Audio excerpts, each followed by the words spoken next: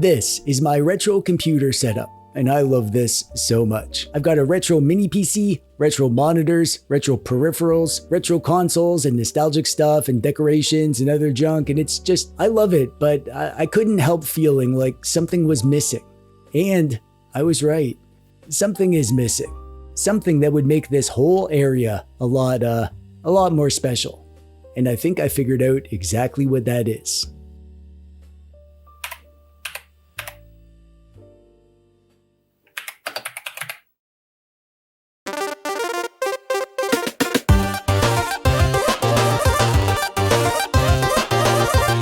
Hey there, how's it going? I'm TechDweeb, welcome. Thanks for clicking on the video today. You may or may not have, but probably very definitely have, noticed that I am a big fan of new things that look like old things. Retro vibes is the technical term. I love this aesthetic for my handhelds, my PCs, keyboards, and mouses, all the tools of my dweeby trade. You got new guts on the inside, like really powerful modern hardware that does tons of stuff, and retro aesthetics on the outside. So your device looks all nostalgic and dusty. Perfect for nerds, geeks, dweebs, and even dorks if they're dweeby enough. My favorite setup is something I've shown off before. I call this my cozy retro corner. Here I have this 4x3 retro style monitor, my dusty lusty Commodore 1702 monitor, my actual Commodore 64, my iNeo AM01 retro mini PC, I'll talk more about that in a bit, an old school looking keyboard and mouse, controllers and paraphernalia and other bits and bobs that make me feel like I've traveled through time. And unlike actual time travel, nothing here is trying to kill me, erase my existence, or make me accidentally get with my grandma and become my own grandfather.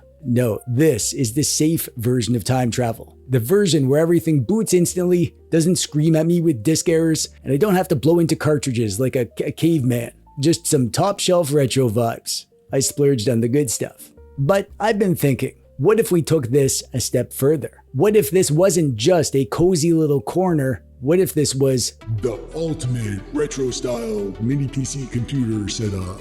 But first, let's set the scene with some context and talk about my needs. I've got a big beefy gaming PC for big beefy games. But this is my cozy retro corner. This isn't for AAA games. This is where I come to think, where I come to play handhelds and retro games, where I come to write, and where I come to cry. Not that often though, only a few times a day. The PC I have here is this iNeo AM01, and it is not a monster. It handles browsing, writing, emails, Discord, you know, normal human behavior, which I sometimes pretend to exhibit. For games, it's mostly indie stuff and retro stuff for me these days. But even though my needs are modest, it's not perfect. If I push it with like recording long gameplay sessions or heavier emulation, even if I open too many tabs, it starts to chug a bit. And also, this thing isn't even meant to stand up. It's supposed to lay flat, which is dumb. So I like Frankenstein this together. I taped it to the side of this Kinhank console thing to make it look normal. And now the cables are just spilling out over the top like spaghetti. I hid them behind a Goomba, but I'm getting real sick of his judgmental stare. So yeah, we're addressing this with something new. Are you excited? No? Oh, okay. Well, can you at least pretend to be excited? No? Yeesh, I bet you're fun at parties. So this is the main reason I wanted to make this video. This is the new mini PC that I specifically got for my cozy retro corner, the AceMagic Retro X5. It is a lot more powerful than I need for this setup. This thing can handle serious gaming, which I'll show you, but I mostly wanted it for the retro vibes. I mean, it looks like an NES. Come on, I obviously needed to get this. I did not buy this myself, by the way. I reached out to AceMagic when I heard about this and basically hassled them until they agreed to send me one, in exchange for showing it off in a video. And this is that video. Let's begin with an unboxing. And I usually skip the unboxing on mini PC videos, but like I had to show you this box. Look at this. Of course, it's got some inspirational messages encouraging you to relive your glory days, but look at this. Wow. I mean, it's just the box. You'll probably just throw this away or put it in your box closet immediately after you set up the PC, but like, yeah, fun box is a fun box. Inside, we get a picture of what is clearly labeled as the computer, reinventing the classics retro interpretation. That almost feels like a sentence. The PC is on this side, we'll come back to that, and in this box over here we get a bracket for mounting this to the back of a TV or monitor. Although why you'd want to hide this thing is beyond me. And a power adapter, and the obligatory HDMI cable, which you can add to your HDMI cable bucket. And we get a envelope with a book of word papers. All sorts of words in there about nothing. I don't know. Taking a look at the mini PC itself, and man, I mean, I know it's just a plastic shell over a standard mini PC, but I just, they went all out with the NES vibes here. The beige and the black top with the gray bottom, the angle here on the bottom, just like the NES. They even kind of etched in the game door flap, but on here, this is your front I/O. We have one USB-C hole, two USB-A holes, and an audio hole, and a power button. Just ventilation on the sides. Around back, we have an HDMI hole, another USB-C hole, and a power plug hole, and a DisplayPort hole, and two Ethernet holes, and two more USB-A holes. More ventilation underneath. Up top, there's not much going on, or is there? Yes, there is. This top panel is held on by these little switches on the side that can slide right off, and under there is a heatsink plate held on by 4 screws. You can remove those, but be careful not to screw yourself. Under there is all the stuff we can upgrade. There's actually an open M.2 slot, so you can easily add a second SSD if you wanted to slap in like a Bazite SSD in there, so you could dual boot SteamOS and Windows. That would be a great use for that. And here's our Wi-Fi card and the system drive and dual 16GB RAM modules. Never heard of any of these brands before, but the PC works well, so whatever. If it works, it works.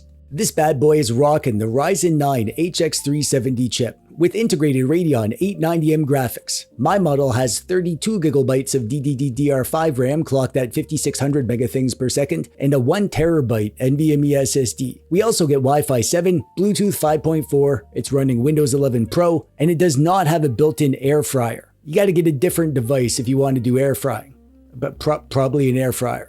The price on this is weird. You can get it on Amazon, that's where the company sent it to me from, and it's listed for $1,399 there. And that is too expensive for this machine, no question. Usually PCs with this chip are around like $1,000. However, they have 3 different discounts available on the Amazon page, and if you add it to your cart, it's actually only $1,049, which is much more reasonable. Actually, with the RAM and storage crisis, that's probably a good price for a machine like this these days. I'll have a link down in the thingy below if you're thinking about picking one up.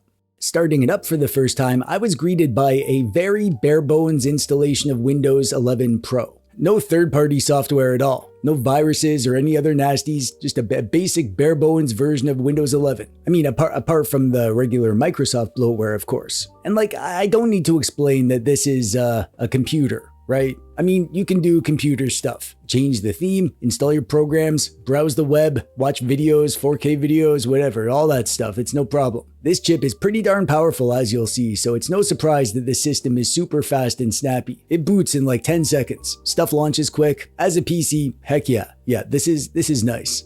I want to talk about the power profiles and the thermals because there's actually some pretty interesting stuff going on here. I like what Ace Magic has done.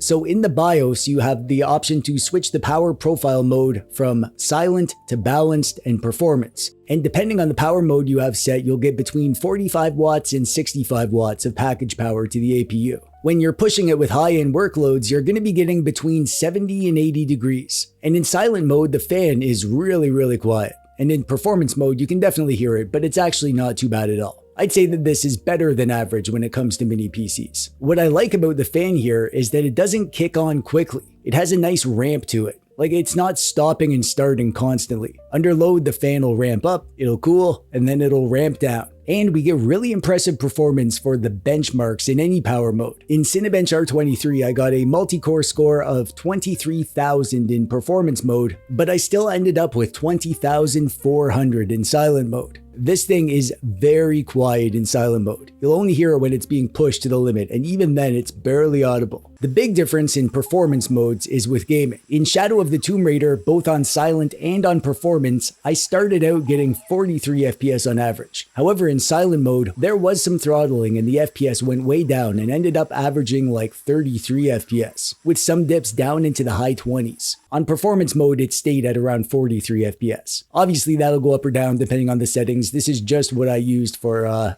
test, for consistency. However, what's interesting here is that on performance mode, while the temps were higher, the fan noise actually wasn't bad at all. Not nearly as loud as it was when running Cinebench. So if you're into high-end games, but probably just stick with performance. And if you hate fan noise, you're not too bad off with silent. And if you don't want to pick because you're a coward, go with balanced.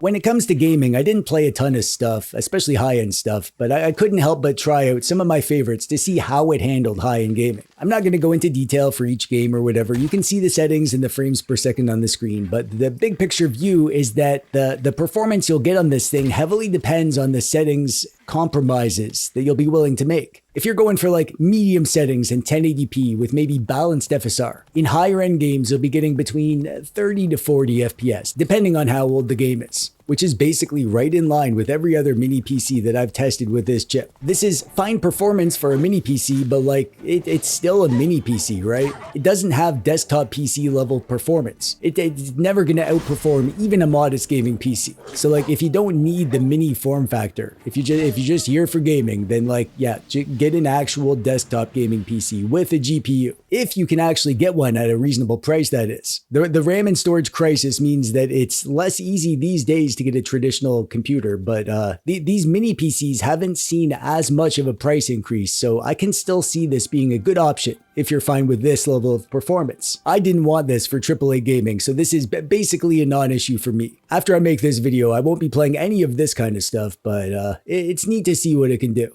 And it can do some things.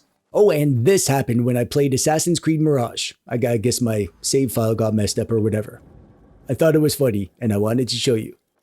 I am personally a lot more likely to play older games on this bad boy. Considering my setup is retro-focused, playing games from like the Xbox 360 era. That's going to be a better fit, not just for my gaming setup, but also for like the vibes of the device. It feels like it makes sense to play older stuff on it. That said, I know you couldn't play Skyrim on an NES, let's be real. But as these Xbox 360 era games scooch closer to their retro status, the more I want to play this kind of stuff on the same device that I used to play Mario Bros or Spyro or whatever. And if you want to play this stuff, then yeah, you'll have no problem at all. 1080p high settings, or even up to 1440p or 4K if you lower the settings a bit. And you can play this on the silent power profile and have a whisper quiet machine playing older games and not breaking a sweat.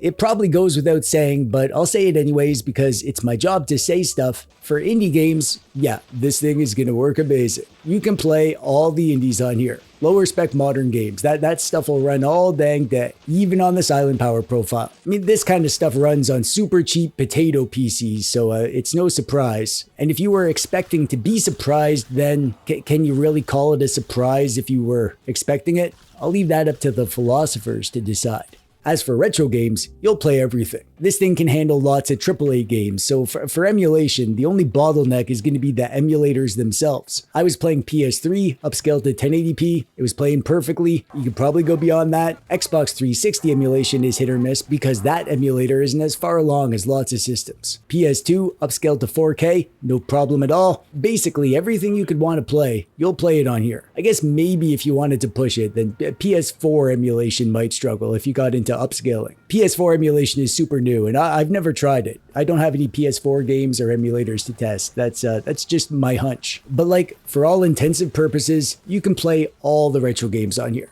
And here we are, all set up in its new home. I've got to do some more reorganizing of things, my various retro bits and bobs, my fake plants. It's fine now, but I'll make this a lot cozier in the days to come. I wanted to kind of quickly just get it tucked into its new home, and even now, I think this looks lovely here. This will be a big upgrade from what I had here before. Not that I need a ton of power, but it's nice just to have a snappier system, and to have the power if I ever want it. I really do love the look of my old iNeo retro PC though, so that's gonna stay, even just as a decoration. I think eventually I'll probably just install Batocera on here and make it a dedicated retro machine, or maybe Bazite or Chimera OS, turn it into like a sleeper Steam machine or whatever. I don't know, that's a tinkering project for another day. Overall, yeah, I am super pleased with this Ace Magic Retro X5. I mean, the HX370 chip is a great chip. Doesn't come cheap, but it really does have some good juice under the hood. I love the retro vibes of this thing. I like that it runs cool and quiet. I guess one wish would be to have a bit more I/O, but rarely do mini PCs have enough I/O. I'm always living the dongle life with these things, and